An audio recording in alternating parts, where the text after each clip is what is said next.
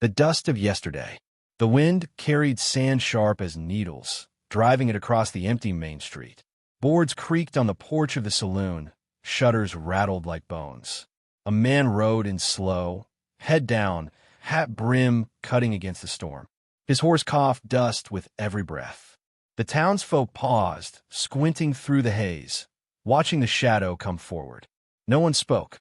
No one moved. Boots hit the ground with a hollow thud. He tied the reins to the hitching post, hand rough against the rope. The horse nickered low, uneasy, tail whipping at the grit. He lifted his eyes once, and that was enough. Folks turned away, quick, muttering. The church bell swung hard in the wind, clanging uneven, like a warning that came too late. He walked, spurs silent, for he wore none. His coat, long and faded, dragged through the dust. A child pressed against the doorway, staring wide-eyed as he passed. The man's shadow fell across the boy, and for a heartbeat the storm seemed to still. Then the shadow moved on, and the boy slipped back inside. The saloon doors groaned when he pushed through. Inside, smoke and heat thickened the air. Cards lay abandoned on tables as men shifted, uneasy. One voice whispered a name not loud enough to catch. Another spat into a cup, avoiding his gaze. The barkeep polished the same glass twice, hands shaking faintly. "What'll it be?" "Water." The man's voice was low, rough as gravel dragged across stone. The barkeep nodded quick, poured, slid the glass down the counter. The stranger lifted it, drank slow. When he set it down, the room seemed to breathe again. Outside, the storm howled louder. Then came a sound. Light at first, a scuff, a stumble. Shoes too small to hold their ground in a gale. The saloon door banged open, and a boy tumbled in, hair wild with dust, cheeks streaked dirty. He looked around sharp, then fixed on a man at the bar. The boy's voice broke against the roar of wind. "Mister," he coughed, spat grit, tried again. "Mister, don't go." The room froze. Cards hung half-played, dice stuck mid-roll. No one breathed. The man at the bar turned his head slow. The boy stepped forward, fist-balled, though his frame shook. "Don't go," he said again, louder, desperate. "Stay with me." Silence cut deep as a knife. Somewhere outside, a shutter tore free and clattered down the street. The man stared. His eyes, dark and lined with years, settled on the boy. Dust swirled between them, a ghost twisting in the lamplight. The barkeep cleared his throat. "Kid, best be heading on." The boy snapped back, voice trembling but fierce. "I ain't got no one else." The saloon murmured low, whispers sharp as spurs. The man at the bar didn't move. His hand lay flat against the wood, fingers scarred, knuckles swollen from fights long past. His breath drew slow, steady, as though holding back a tide. The boy's eyes searched his face. "They're gone," he said, words stumbling but clear. "Ma, pa, all of them. Raiders burned the place. Took everything. Just me left." His lip quivered, but he bit it hard. "You're all I got now." The storm outside screamed louder, rattling the glass in the windows. A chair scraped back. A drunk muttered, "Ain't none of our affair." The boy didn't hear him.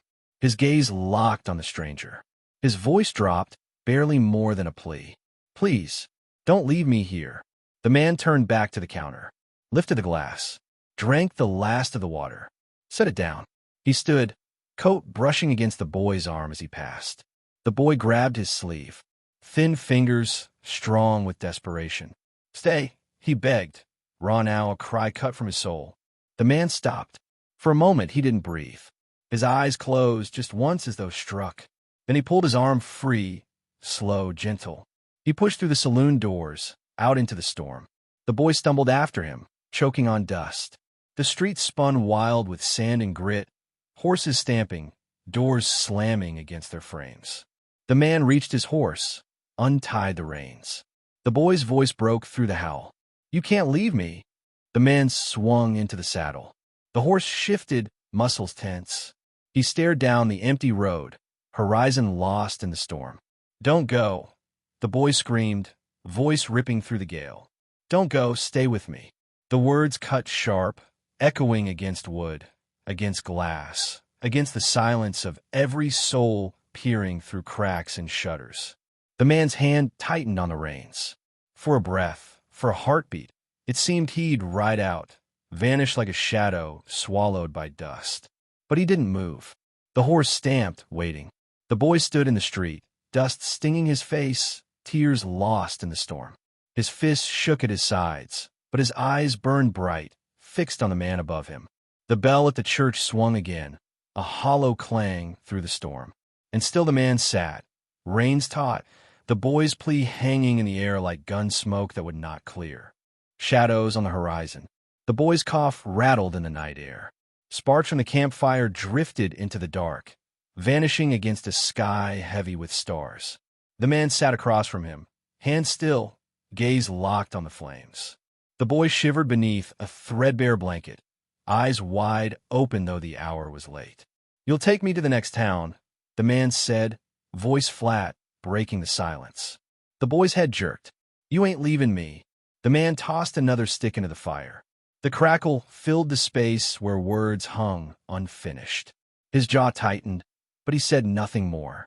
Coyotes called from somewhere deep in the canyon, their cries thin and sharp. The boy pulled the blanket tighter, shoulders rising. "Did you ever shoot a man?" His voice came sudden, curious and raw.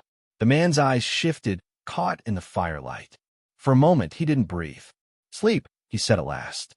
But the boy pressed on. "Why don't you carry a gun?" The man leaned back against the saddle he used for a pillow. His shadow stretched tall across the sand, broken by the fire's flicker. His lips pressed tight, silence his only answer. The boy shifted closer, the flames reflecting in his eyes. "You ain't like the rest. I seen it. You're different. Strong." The man turned his face to the stars, their cold shine cutting sharp above.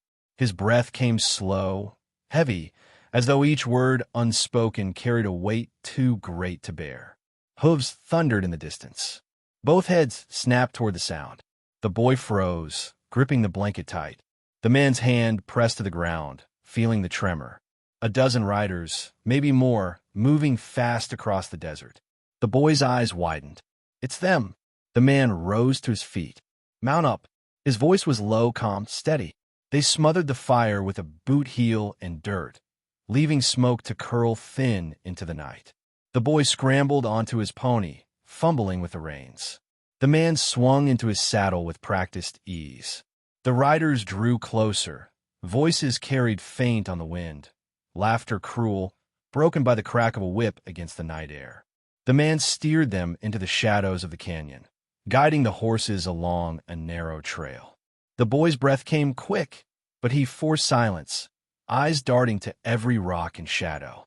The riders swept past, torches bobbing, steel glinting at their sides. The boy's hands shook on the reins, but the man lifted a finger to his lips.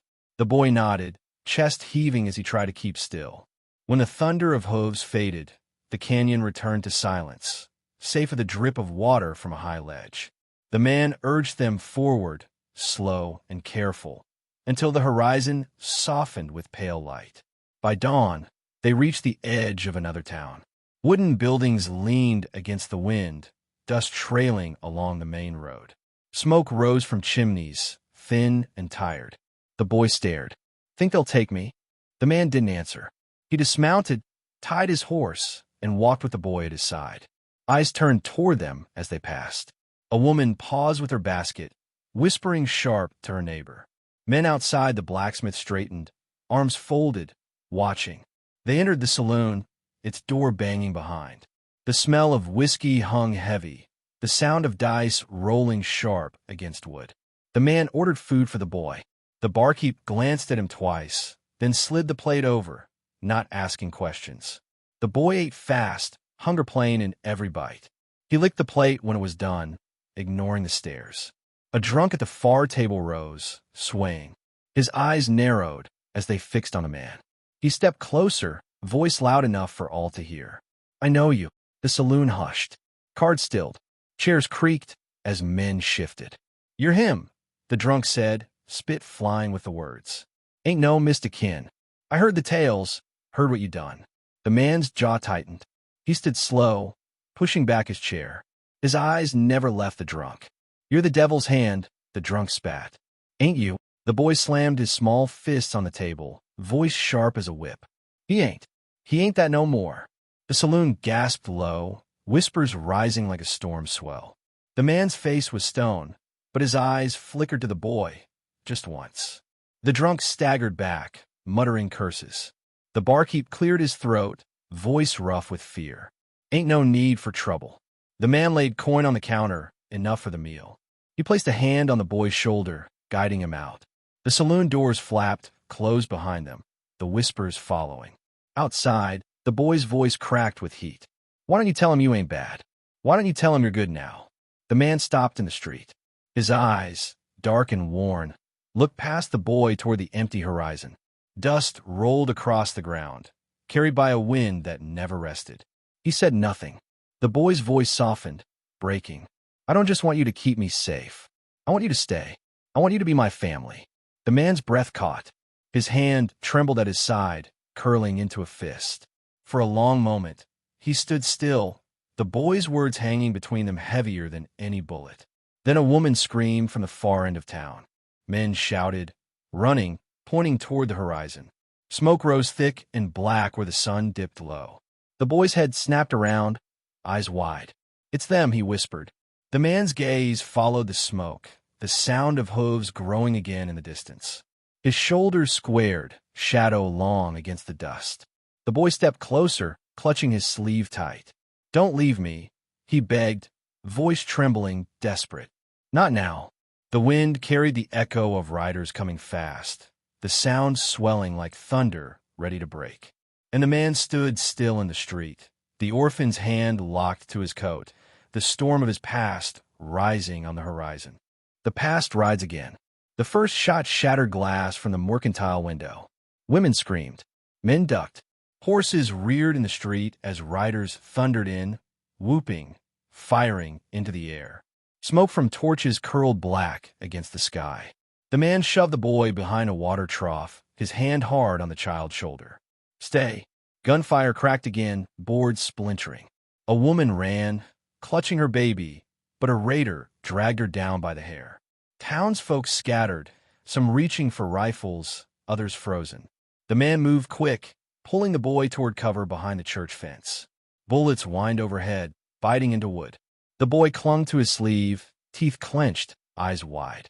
A rider spotted them, shouting. He spurred his horse forward, pistol raised. The man stepped into the open, no weapon in his hand. He grabbed the horse's bridle as it charged past, yanking hard. The animal screamed, throwing its rider. The raider hit the ground with a thud, pistol flying. The man kicked it away, dragging the boy back into cover. The street burned. Flames licked up a roof as smoke rolled. Raiders hooped louder, smashing barrels, dragging townsfolk into the open. The boy's voice trembled. They'll kill us. The man's jaw tightened, sweat cutting lines through the dust on his face. He scanned the street, measuring every shadow, every move. A voice boomed over the chaos. Well, look what the storm blew back. The raider leader rode in slow, black coat flapping, a scar splitting his grin. His men cheered as he pulled his horse to a halt in the middle of the street. His gaze locked on the man by the church. Devil's hand, he called, laughter rough as gravel. Thought you were dead, or crawled into some hole. The man stood still, the boy pressed against his side. The leader spat into the dust. Hiding behind a brat now? Ain't like you. He drew his pistol, twirling it lazy. I remember you different. Faster. Meaner. Whispers rippled through the town, voices rising from every crack and doorway. Devil's hand. The boy looked up, his face pale. Is it true? The man said nothing. His eyes never left the rider. The leader raised his pistol high, firing into the air. You folks ought to thank me. I'm gonna finish what time couldn't. Gonna bury your devil here, where he belongs. The raiders roared, circling, firing at walls, dragging townsfolk into the street. Flames snapped higher, smoke choking the air. The man pulled the boy close, voice low. Get to the church. The boy shook his head hard, tears cutting through grime. Not without you. The man shoved him toward the door, but the boy clung tighter, shaking. You can't run. Not now. You can't let him win. The word struck sharp as a bullet. The man froze, staring at the boy's face, thin, desperate, burning with defiance. The church doors burst open then, townsfolk pouring out, rifles shaking in their hands. But fear lined every face. Their eyes darted to the stranger, waiting, hoping. The man's chest rose, fell. His hand hovered at his side, where a revolver used to hang. The leader sneered. "What's the matter, old dog? Lost your teeth?" The raiders jeered, firing again, shots sparking off stone. The boy's voice rose above the noise, breaking, raw. "You told me not to give up, so don't you give up either." The man shut his eyes. For a breath, silence pressed in, broken only by the crackle of fire. Then his lids lifted, slow, steady. His jaw set hard. He strode into the street. Gasps rose from porches, from windows. Whispers hissed sharp. "It's him, it's really him." The leader leaned forward in his saddle, grin widening. "There's the man I remember." The man stopped dead center, dust curling at his boots. His voice carried, low but unshakable. "Leave the church. Leave the women and children, or you'll answer to me." The raiders laughed, the leader loudest of all. "You ain't held a gun in years. You ain't no devil. You're just a shadow." The man's hand went to his coat. Slow, deliberate. Fingers curled around cold iron, heavy, familiar. He drew it free, the revolver gleaming dull in the firelight. The townsfolk held their breath. The boy whispered, almost a prayer. "He's back." The leader's laughter cut off sharp. His eyes narrowed. "So be it." The raiders fanned out, circling, the storm of hooves stirring dust into the air. The church bell swung hard, its clang swallowed by the roar of fire and steel. The man stood alone, revolver steady in his grip, shadow long across the burning street. And the boy pressed against the church fence, his small fists clenched, eyes blazing with the fire of every soul too scared to fight. Watching the gunfighter step once more into the legend he could not escape. The door banged open, lantern light spilling across the dust. 3 men stormed in, pistols already drawn. Their boots struck the floor like thunder, chairs skidding aside as the saloon froze. "Cain!" The leader barked, voice edged with mockery. "Thought you could hide behind a boy?" Cain shoved the orphan beneath the table and stood, Colt already in hand. "Best turn back out that door." The outlaw grinned, scar twisting across his cheek. "Or what? You'll do what you swore never to do again." Silence pressed in. Every breath in the saloon stopped. Cain's hand didn't waver. His shadow stretched long in the lantern glow, a gunfighter reborn. "Step closer and find out." The scar man raised his pistol. The air cracked. Cain moved first. One shot tore through the outlaw's hat, sending it spinning into the sawdust. Another snapped the lamp chain, plunging the room into shadows. Gunfire roared in the dark. Muzzles flashed like lightning, thunder rolling in the closed space. Bottles shattered, glass rained down, a man cursed in pain. Cain dropped low, rolled across the floor, boots grinding grit, the orphan's whimper sharp in the din. His revolver barked twice more. One body thudded against the table, another slammed into the wall, groaning. A pause, a breath. The scarred outlaw's voice slithered out of the dark. "That boy won't save you, Cain. You'll bury him like the rest." Cain's jaw locked. His voice was iron. "Not tonight." The scrape of boots. A match struck, flaring bright, casting the scarred man's grin in devilish glow. His pistol aimed steady at Cain. Cain squeezed the trigger. The match fell. A body crumpled. Smoke curled, heavy and bitter. The silence afterward was deafening. Cain lowered the Colt. The orphan crawled from beneath the table, eyes wide, cheeks streaked with tears. He clutched Cain's sleeve. "Don't leave me." Cain stared down at him, chest heaving, the weight of years pressing heavy. He saw not just a boy, but the echo of every grave left behind. His hand trembled, then steadied. He holstered the Colt. "We ride at dawn," Cain said softly. "And we ride together." The saloon, silent witnesses, exhaled as though freed from a spell. Somewhere, an old man's voice carried, rough with memory. And so the gunfighter who swore never to kill again drew iron one last time. Not for glory, not for vengeance, but for a boy who needed him. And that night, In a dusty town no map remembers, Kane's legend was born.